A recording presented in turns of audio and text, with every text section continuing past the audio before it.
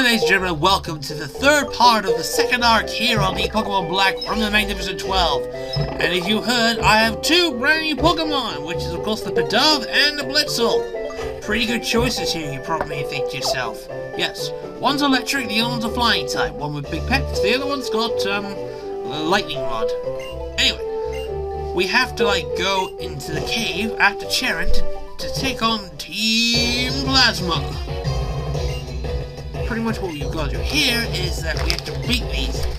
Now, you've got two battles to face in this cave against Team Plasma Grunts.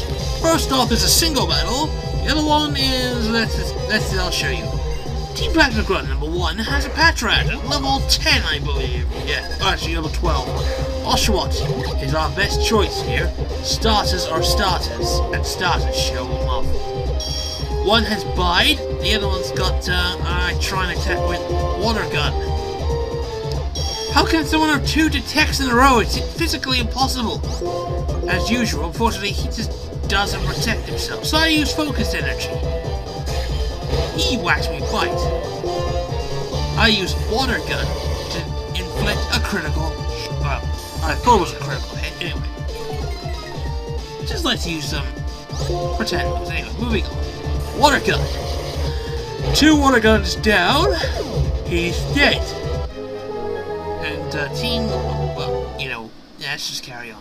Anyway, from that single battle, the delusions of Team Plasma, yeah, we want to have that Pokemon back. And they just say, you fail to understand. Yeah, this is what we call the PETA mentality. Oh, I would love to pretty much shove their views down their throats, like we're gonna do here. Time for a double battle.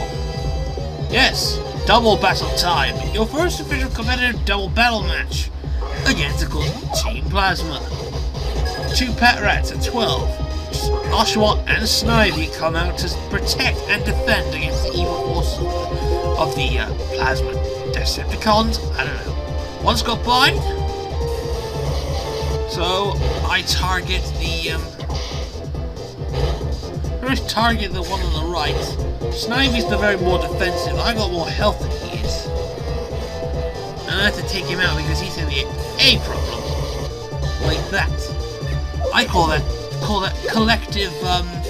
collective whacking, as it were. After all, this is a team mentality. You gotta take down one and you gotta take down the other. That's how double battles work. Of course, there are triple battles. New to the franchise, 3-on-3 battles. Where it's just pretty much, cross diagonal and then straight attacks, It's just it's very weird how it works. I think we'll be showing you, and then basically what these Plasma Guns will tell you is that they're basically trainers make them suffer, they'll give you the Pokemon back, and then they'll tell you to open your eyes to complicity. Yeah, this is like Team PETA. Right after they just decide, let's see, for every 10 pets they save, they slaughter 20. Anyway, this is a Roger-Roller at level 10. It's a female. Roger-Roller, and of course another Pokemon in this cave, all occupy the same space. But Roger-Roller has Sturdy, which is one of the reasons why it should be there. Fortunately, Roger-Roller is one of the weakest, and I do mean the weakest, pure rock type ever. But maybe because that thing is so damn slow. It's ridiculous. Anyway, decided to catch it, regardless of its stats, because it's a pure rock type, and pure rock types actually do work out in this game. I'll let you decide what you're gonna be doing later. So in this cave still, go this way, pick up TM's 46, which is Thief. Ironic, because this was a thief. Hello, what's this? Oh, it's a Steel Gem. Yes, a Steel Gem. If you know what Steel Gems is, but these are basically special items that boost your type's power. It's a stab attack bonus. But anyway, another Roger-Roller. Nothing too fancy. Yeah, we won't be here for a bit because I spent the time in this cave trying to find a Actually, there's a rare Pokemon you can actually get in this cave, surprisingly enough. And I do mean surprisingly enough. The rare Pokemon you can find in this cave is, of course, a Drillbur. Drillbur is the pre-evolved form of one of the metagame's most exciting sweepers. The very powerful Excadrill. And yes, ladies and gentlemen, we may be getting our hands on Excadrill. We need a prominent, powerful physical sweeper in this game, and we really do. And Excadrill ticks everything here. It's another. You know, the problem is though, I wish I had bloody here we go. Brilliant. A Woobat. This weird thing that we saw back at the beginning of the town when you left. So, let's just do this. It's a psychic flying type. It's an interesting typing. It's mainly special based. If you ever wonder what a Zubat would be like physically, this is a special based Zubat. Except it has a very terrible typing. Psychic and flying together. So it means it's weak to ghosts and dark, as well as electric, ice, and rock. Worst typing ever. Despite its flaws, it's actually a pretty good quickie. And if you want a reliable flying type, I suggest you go. If you want a powerful psychic type, go get Sigiglyph instead. But Woobat is there. It pretty much evolves the same way. The bad news is it evolves by friendship. So how much of a sucky thing it's gonna be? Quite a lot. So what am I doing here? Leveling up my Oshawott. See how much experience it gives you. It gives you 82 experience, which gives you a level 15. That special attack is getting better. You can tell that instantaneously. Anyway, we're out of here. Anyway, saving here for now because we're going to be moving on. We're going to do a little bit of training around here. I'll come back to you in a few seconds. Via this jump cut. Anyway, after an intense training session, which took at least not a montage, but hey. It's the Pidove at 11, and it's Snivy at level roughly 16. You see, he's about to evolve. Now, when you level up your Pokemon, you get at least 2 beneficial moves for your other 2 starters. First one is Leaf Tornado, which is a level 16 attack, and then for freaking Tepig, it gets Flame Charge, signature one of the new fire type attacks that pretty much can boost a crap Pokemon to a decent Pokemon. This is Leaf Tornado. It is a weaker of the special grass attack that does critical hits. But to these things, it's just, you know, terrible. And of course, after you smack him, he levels up to 17, triggers his evolution. Decent stats.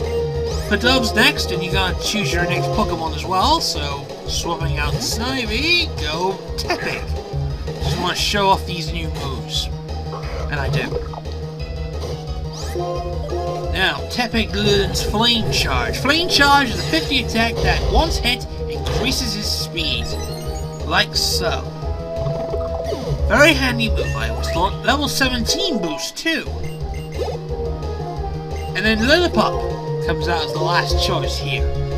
I swapped to my Oshawott, because he needs to level up, too. Alright. Lillipup comes out to weaken out his stats and everything else. Smacks him with a very much improved water gun. Takes him down. Now Oshawott level 17 learns a move that actually triggers his evolution. The Razor Shell, which is a very physical and critical hit based water attack. Which does a bit of damage. And now as a special treat, ladies and gentlemen, for the first time ever, triple evolution. First off, we have Snivy here. Snivy will evolve into his next form. Fortunately, you will not see close-up views as I did last time, because close-up views are kind of a bit silly. Yes, silly. This is a Servine, the evolved form of Snivy. But we're not done yet, because we got another one. You've already seen what Tepig evolves into from the Japanese Let's Play. But I thought I'd show off this again. As such, Tepig evolves into a Pignite. Like that. At level 17, it becomes a firefighting type. Also learns Arm Thrust. Pretty useful move. And finally, Oshawott, our first starter Pokemon, evolves into his second form. A more swift, agile, and I think universally agreeable, a very cool Pokemon. This is, of course, Oshawott, which evolves into Dewott. A much more flexible and much more robust, after you're beating the breeder, you get an Oranberry, etc, etc, etc. You know the drill. A Repel here. And I think that was it before I picked up the item was actually a rare Pokemon. But I forgot because stupid, I don't know, here's a stupid reason. The big, huge, tall, shaky glasses actually give you more of a chance to get better items, but when you get into a Pokemon battle or pick up an item, that stops. Let's take a look. Better stats for yeah, they're actually pretty good stats. Surprisingly, there's a higher amount of health for frickin' higher amount of health for frickin' Pokemon anyway. At the end of the part we're here. So, next part, we're gonna go straight to Nacrene City and conclude.